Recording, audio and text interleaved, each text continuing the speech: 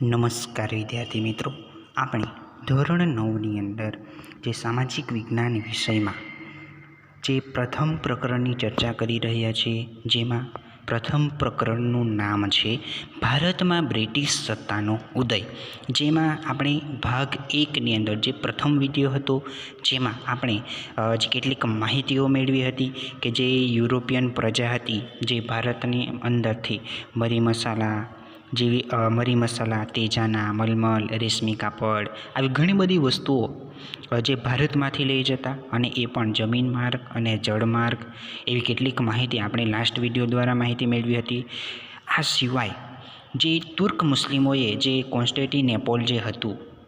Istanbul, એમને જીતી લઈ છે, અને જે માર્ગ આવવાનો બંધ થઈ ગયો હતો, ભારત આવવાનો જે માર્ગ હતો એ બંધ થઈ ગયો હતો, અને એ પછી ઘણા બધા નાવિકો દ્વારા જે ભારત આવવાના જળમાર્ગ વિશે જે શોધ કરવામાં આવી હતી, ઘણા બધા સાહસિક નાવિકો નીકળ્યા, પરંતુ અંતમાં એક જે પોર્ટુગીઝના જે નાવિક હતા વાસ્કો દ ગામા, એમણે એક ભારતીય ખલાસીની મદદથી જે ભારત આવવાનો જે જળમાર્ગની શોધ છે એ શોધ 1498ની અંદર કરી હતી, અને તેઓ સૌપ્રથમ ભારતના કાલિકટ બંદરે પહોંચ્યા હતા. આવી કેટલીક પ્રારંભિક માહિતી આપણે ફર્સ્ટ વિડીયો દ્વારા મેળવી હતી, અને આજે આપણે આ વિડીયો દ્વારા બીજી કેટલીક જે મહત્ત્વપૂર્ણ બાબતો છે એમના વિશે ચર્ચા કરીએ કે જે આપણા ભારતની અંદર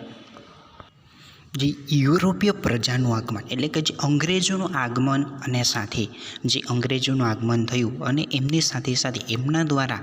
આપણે ત્યાં વેપારી મથકોની સ્થાપના ક્યાં, કઈ જગ્યાએ, ક્યારે કરવામાં આવી, એના વિશેની માહિતી મેળવીશું. આ ઉપરાંત જે એક અંગ્રેજોના આગમનનું જે એક કારણ જે પ્લાસીનું યુદ્ધ, અને સાથે સાથે બક્સરનું યુદ્ધ, તો આવી કેટલીક માહિતી આજે આપણે ભાગ 2ની અંદર જે બીજો વિડીયો છે એમાં આજે આપણે વિસ્તારથી માહિતી મેળવીશું. વિદ્યાર્થી મિત્રો, જે ભારત આવવાના જળમાર્ગની શોધ થયા બાદ ભારતમાં વેપાર કરવા માટે સૌપ્રથમ પોર્ટુગીઝ, એટલે કે જે ફિરંગી પ્રજા હતી, એ ફિરંગી પ્રજા આપણા ભારત દેશની અંદર સૌપ્રથમ આવી, એટલે કે જે વાસ્કો દ ગામા દ્વારા જે જળમાર્ગની શોધ કરવામાં આવી, અને એ પોર્ટુગીઝના હતા, અને ત્યાંની જે ફિરંગી પ્રજા હતી એ ફિરંગી પ્રજા આપણા દેશની અંદર સૌપ્રથમ આવી હતી, અને આ ફિરંગી પ્રજા દ્વારા આપણા દેશની અંદર 100 વર્ષનો જેટલો સમયગાળા દરમિયાન તેમણે શાસન કર્યું, અને એ સમયગાળા દરમિયાન જે પોર્ટુગીઝો હતા એમણે ભારતના કેટલાક જ પ્રદેશો હતા એ નિયંત્રણ, એટલે કે એમની સત્તા ઉપર હતા, જેમાં કેટલાક મહત્ત્વપૂર્ણ પ્રદેશો છે, જેમાં દીવ, દમણ, ગોવા, કોચીન, મલ્લાકા, આવા જે કેટલાક પ્રદેશો છે. તો એ પ્રદેશો, એટલે કે જ્યારે ભારત દેશની અંદર આવ્યા સૌપ્રથમ, એ પછી 100 વર્ષના સમયગાળા દરમિયાન આવા ભારતના કેટલાક જે અલગ અલગ જે પ્રદેશો હતા આપણે જણાવ્યું એ પ્રમાણે, કે જેમાં દીવ, દમણ, ગોવા, કોચીન, મલ્લાકા, આવા જે કેટલાક પ્રદેશો હતા એ પોતાના નિયંત્રણની અંદર લાવી દીધા હતા. આ જે પોર્ટુગીઝો હતા એઓ ને વેપારમાં, એટલે કે આ રીતે જે એક મળેલી સફળતાથી પ્રેરાઈને જે હોલેન્ડની જે ડચ પ્રજા અને ડેનમાર્કની જે ડેનિશ પ્રજા, તો તેઓ પણ પ્રોત્સાહિત થઈને, એટલે કે જે ભારતની અંદર વેપાર કરવા માટે આવી હતી, કે જે રીતે પોર્ટુગીઝો આવ્યા વેપાર કરવા અર્થે, પછી કેટલાક પ્રદેશો પોતાના નિયંત્રણમાં લાવ્યા, અને આ બધું જોઈને જે એક હોલેન્ડની જે ડચ પ્રજા છે, ડેનમાર્કની ડેનિશ પ્રજા, એ પણ વેપાર કરવા માટે ભારતની અંદર આવી છે, અને એ જ સમયે ઇંગ્લેન્ડના વેપારીઓએ, એટલે કે જે ભારત સાથે વેપાર કરવા માટે, એટલે કે ઈસવીસન 1600ની અંદર જે ભારત સાથે વેપાર કરવા માટે જે ઈસ્ટ ઇન્ડિયા કંપનીની સ્થાપના કરવામાં આવી હતી, કે જે ઈસ્ટ ઇન્ડિયા કંપનીની જે સ્થાપના છે ભારત સાથે, એટલે કે જે ઇંગ્લેન્ડના વેપારીઓ ભારત સાથે વ્યાપાર કરવા માટે 1600ની અંદર સૌપ્રથમ 1600ની અંદર ઈસ્ટ ઇન્ડિયા કંપનીની સ્થાપના કરવામાં આવે છે. અને વિદ્યાર્થી મિત્રો, એ સમયે ઈસવીસન 1600માં ઇંગ્લેન્ડની જે રાણી હતી, અને એ રાણીનું નામ હતું એલિઝાબેથ, ઈસ્ટ ઇન્ડિયા કંપનીને પૂર્વના કેટલાક જે દેશો હતા અને એ દેશો સાથે વેપાર કરવાનું એટલે કે જે મંજૂરી આપવામાં આવી હતી અને એ મંજૂરી આપતા જ 1608માં એટલે કે ઈસ્ટ ઇન્ડિયા કંપનીનું જે પ્રથમ વહાણ હતું, પ્રથમ સમુદ્રી જહાજ જે હતું એ કપ્તાન વિલિયમ હોકિંગ્સની આગેવાની હેઠળ એટલે કે જે વેપાર કરવા માટે સૌપ્રથમ ઈસ્ટ ઇન્ડિયા કંપનીનું જે જહાજ હતું એ સૌપ્રથમ વિલિયમ હોકિંગ્સની મદદથી સુરતમાં આવ્યું હતું. વેપાર અર્થે જે અંગ્રેજોનું જે જહાજ હતું એ સૌપ્રથમ સુરત આવ્યું, પરંતુ એ સમયે જે અંગ્રેજોનું વર્ચસ્વ વધતા વિરોધને કારણે જેમ જેમ એમનું વર્ચસ્વ વધવા લાગ્યું અને એના કારણે જે વિરોધ થતો અને વિરોધ થવાના કારણે જે એમને એટલે કે જે વેપાર કરવાની જે પરવાનગી હતી એ પરવાનગી મળી શકી નહીં. પરંતુ એ જ સમયે આખરે ભારતના જે એ સમયે રાજાશાહી શાસન હતું અને એ સમયે જે ઈસ્ટ ઇન્ડિયા કંપનીને મુગલ બાદશાહ એટલે કે જે જહાંગીર તરફથી એટલે કે જે વેપાર કરવાનો જે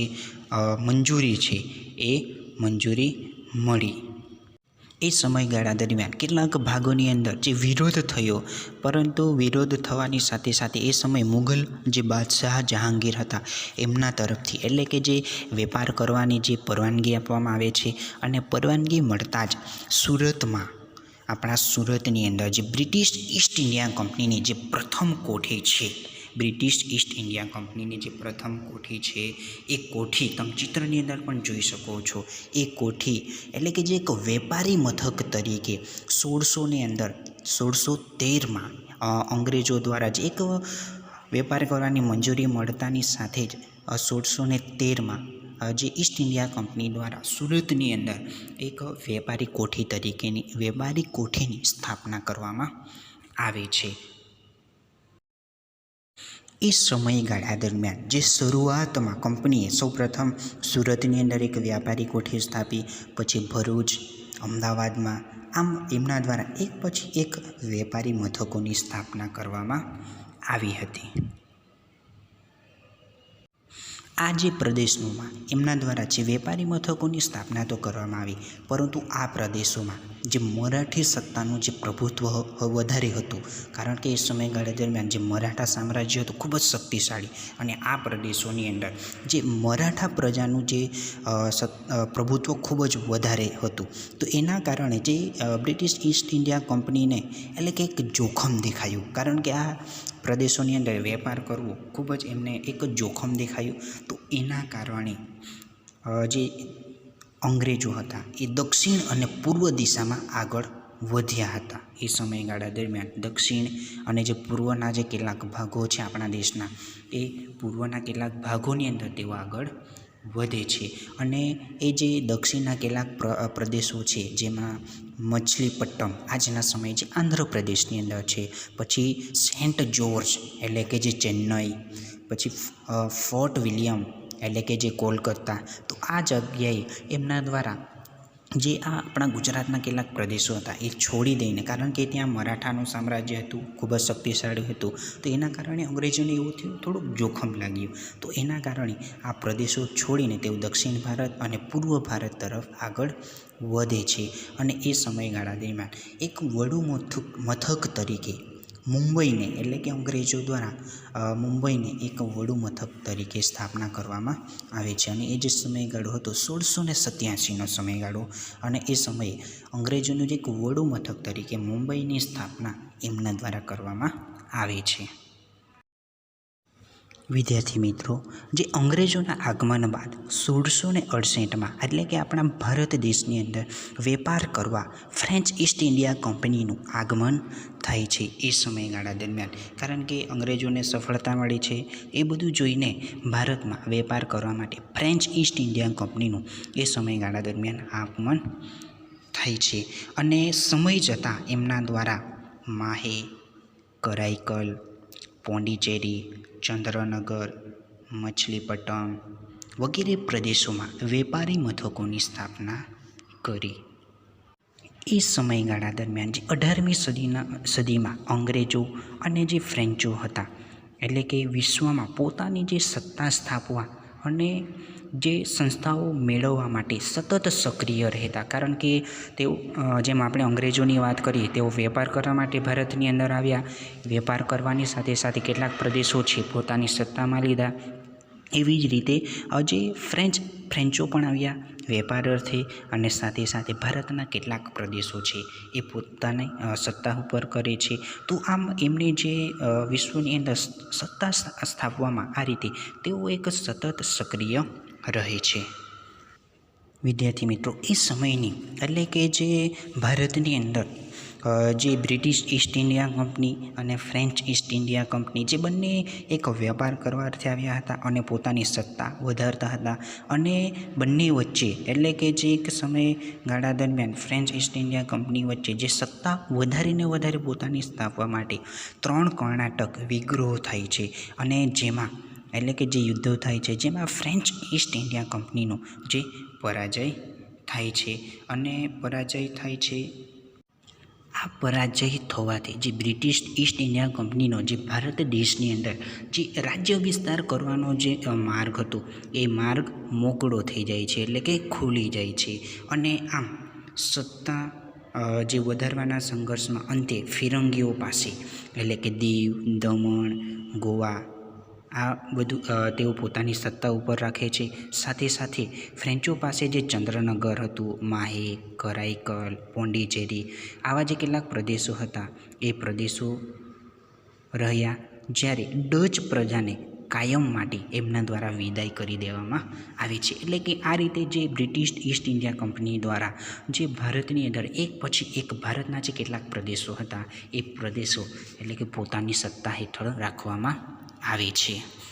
આ રીતે અંગ્રેજો પોતાની સત્તામાં સતત વધારો કરે છે. અને એ પછી વિદ્યાર્થી મિત્રો, જે એક પ્લાસીનું યુદ્ધ એ સમયગાળા દરમિયાન જે એક ખૂબ જ મહત્ત્વપૂર્ણ એક ઘટના ગણાય છે. તો આ જે પ્લાસીનું યુદ્ધ છે એ પ્લાસીના યુદ્ધ વિશે આપણે વિસ્તારથી માહિતી મેળવી લઈએ કે કયા કારણે આ જે યુદ્ધ થયું હતું. તો જે પ્લાસીનું યુદ્ધ છે એ યુદ્ધ 23મી જૂન 1757ની અંદર આ પ્લાસીનું યુદ્ધ આપણા દેશની અંદર લડાયું હતું. 23મી જૂન 1757 આ જે એક સમયગાળો હતો. અને એ સમયગાળે એટલે કે જે આ પ્લાસીનું યુદ્ધ છે એ પ્લાસીનું યુદ્ધ લડાયું હતું. અને જે પ્લાસીનું જે એક મેદાન છે મુર્શિદાબાદ, જે પશ્ચિમ બંગાળથી આશરે એક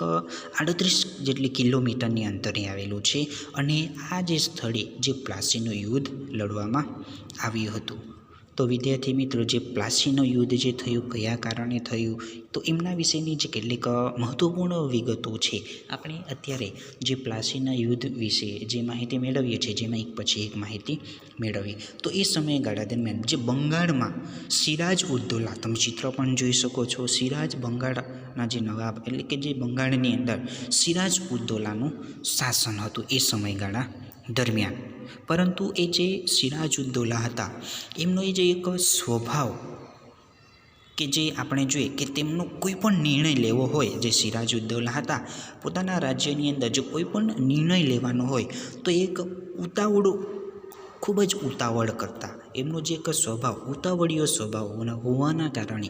એમના રાજ્યની અંદર કેટલાક તેમના વિરોધી હતા કે જે કોઈ પણ નિર્ણય લેવાનો હોય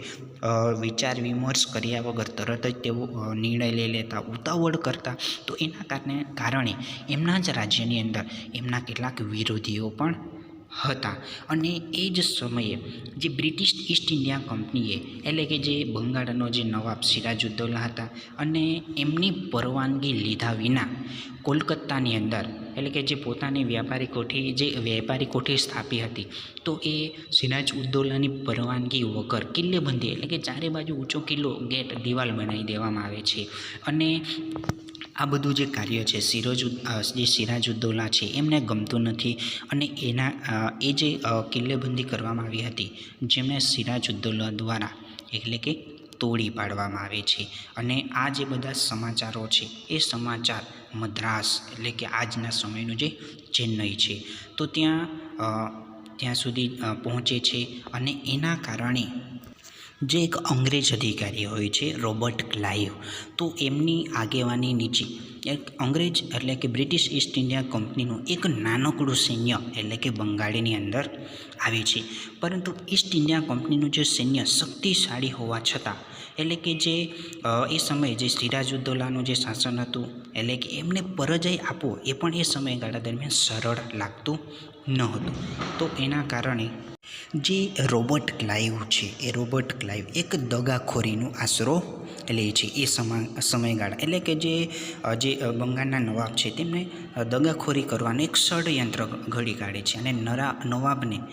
જે પરાજય આપવા માટે એક ખૂબ જ મોટું ષડયંત્ર રાખવામાં આવે છે. વિદ્યાર્થી મિત્રો, આ ષડયંત્રની અંદર જેમાં જે બંગાળના નવાબના જે સેનાપતિ મીર જાફર પછી શેઠ અમીરચંદને એટલે કે જે રોબર્ટ ક્લાઇવ દ્વારા એમાં કાવતરાની અંદર સામેલ કર્યા અને કંપનીએ નવાબના એટલે કે આ જે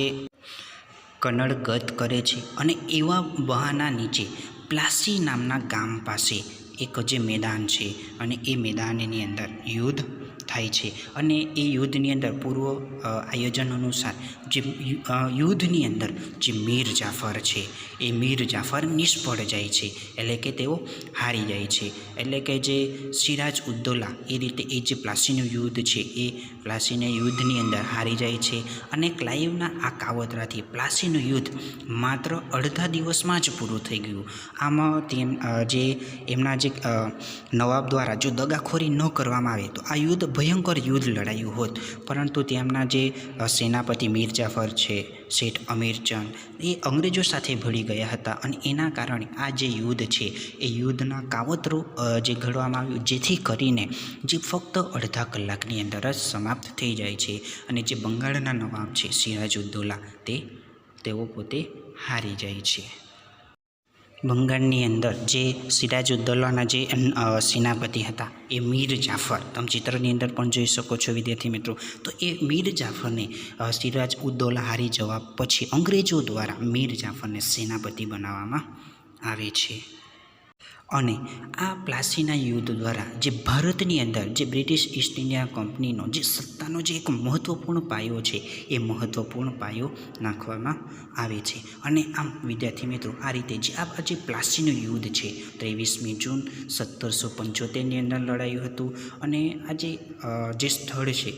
જે પ્લાસીનું એક જે મેદાન છે પશ્ચિમ બંગાળથી આશરે 38 કિલોમીટરના અંતરે આવ્યું હતું. તો આ રીતે જે આ પ્લાસીનું યુદ્ધ છે એ પ્લાસીનું યુદ્ધ બંગાળની અંદર લડાયું હતું, જેમાં સિરાજ ઉદ્દૌલા છે જેમની હાર થાય છે. હવે વિદ્યાર્થી મિત્રો, આવી જ રીતે જે પ્લાસીના યુદ્ધ પછી જે એક બીજું મહત્ત્વપૂર્ણ યુદ્ધ લડવામાં આવ્યું હતું અને જેમનું નામ છે બક્સરનું યુદ્ધ. તો આ જે બક્સરનું યુદ્ધ છે એના વિશે વિદ્યાર્થી મિત્રો આપણે માહિતી મેળવીએ કે કયા સમયે ક્યારે કઈ રીતે યુદ્ધ લડાયું હતું, કયા કારણોસર આ જે બક્સરનું યુદ્ધ લડાયું હતું, તો એના વિશે માહિતી મેળવીએ. તો જે અંગ્રેજોએ જે મીર જાફરને બંગાળનો નવાબ બનાવવામાં આવ્યો, જે પ્લાસીનું યુદ્ધ થયું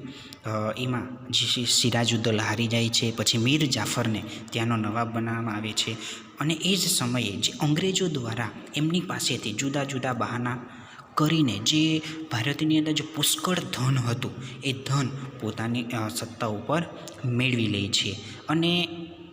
એ સમયગાળા દરમિયાન અંગ્રેજો વધુ અધિકારો મેળવવા માટે એટલે કે જે મીર જાફર પાસેથી વધુ અધિકારો મેળવવા માટે જે વધુ લાલચ ઈસ્ટ ઇન્ડિયા કંપનીએ જે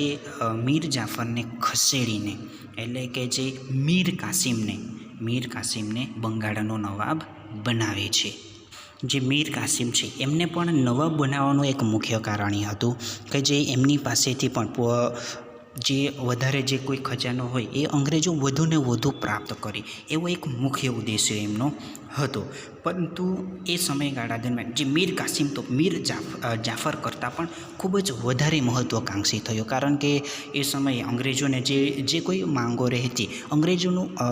જે વર્ચસ્વ વધારવા માંગતા અને તેઓ એવું ઈચ્છતા હતા કે એઓ એમના એટલે કે નવાબ બનાવી દે અને એમના ઈશારાઓથી પોતે કાર્ય કરે. પરંતુ જે મીર કાસિમ હતા એ મીર કાસિમ તો મીર જાફર કરતાં પણ ખૂબ જ મહત્ત્વાકાંક્ષી નીકળ્યા અને તેઓ અંગ્રેજોની વાતો પણ માનતા ન હતા. તો એના કારણે જે કંપનીને એટલે ઈસ્ટ ઇન્ડિયા કંપનીને થોડો મીર કાસિમથી ડર લાગવા માંડ્યો. તેથી મીર કાસિમને ઉલથાવા ફરીથી મીર જાફરને એટલે કે જે બંગાળનો નવાબ બનાવવામાં આવે છે, કારણ કે મીર જાફર કરતાં પણ મીર કાસિમ થોડો વધારે આક્રમક હતો અને એ કંપની માટે ખૂબ જ નુકસાનકારક હતું. તો એના કારણે જે મીર જાફર છે એ મીર જાફરને બંગાળનો નવાબ બનાવવામાં આવે છે. તો એના કારણે જે મીર કાસિમ છે એ ત્યાંથી તે જે સ્થળ છે એ છોડીને મીર કાસિમ એટલે કે જે અવધના જે નવાબ છે, અવધના જે નવાબ તમે ચિત્ર પણ જોઈ શકો છો, એમની પાસે જાય છે, એટલે કે એમની શરણે જાય છે. અને આ બધી ઘટનાની જે માહિતી છે એ આ નવાબને જણાવે છે. અને એ સમયે જે અવધમાં મુઘલ બાદશાહ શાહ આલમ આવ્યો હતો અને એ સમયે જે મુઘલના બાદશાહ શાહ આલમ છે એ પણ ત્યાં આવ્યા હતા. અને ત્રણેય રાજાઓ વચ્ચે એટલે કે જે અલગ એ અંગ્રેજ કંપની વિશેની જે વાતો છે, ચર્ચાઓ છે, એ ત્રણેય રાજાઓ દ્વારા એટલે કે જે નવાબો છે એ નવાબો દ્વારા કરવામાં આવે છે. અને ત્રણેય સંયુક્ત કંપનીનો સામનો કરવાનો નિર્ણય કરે છે, કારણ કે ત્રણેય વિરોધ કરતા અને કંપની એટલે કે જે બ્રિટિશ ઈસ્ટ ઇન્ડિયા કંપની છે એમનો